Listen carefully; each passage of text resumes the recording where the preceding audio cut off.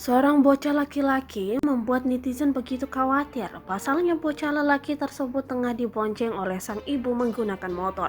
Posisi lehernya pun menjadi sorotan. Hal tersebut dibagikan oleh akun TikTok @imdep. Terlihat dalam video tersebut, seorang emak-emak mengendarai motor tanpa sadar anak yang diboncengnya tengah tertidur. Posisinya pun membuat ngeri pengguna jalan lainnya. Pasalnya, si bocah tak sadar pula memiringkan tubuhnya.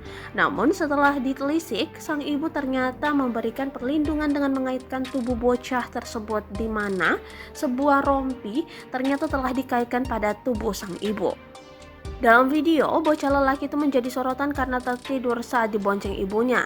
Selain itu, posisinya juga cukup mengerikan dan membuat ngilu pengguna jalan lainnya. Sang ibu sendiri sudah memasangkan rompi pengaman di tubuh anaknya. Rompi itu dilengkapi dengan tali yang dikaitkan di badan sang ibu. Meski demikian, bocah tersebut tetap akan jatuh jika tak berhati-hati. Kejadian tersebut diketahui terjadi di Yogyakarta. Videonya pun ramai dikomentari warganet. Banyak yang merasa khawatir dengan bocah tersebut. Jika kehilangan keseimbangan bisa saja terjatuh saat tidur di atas motor.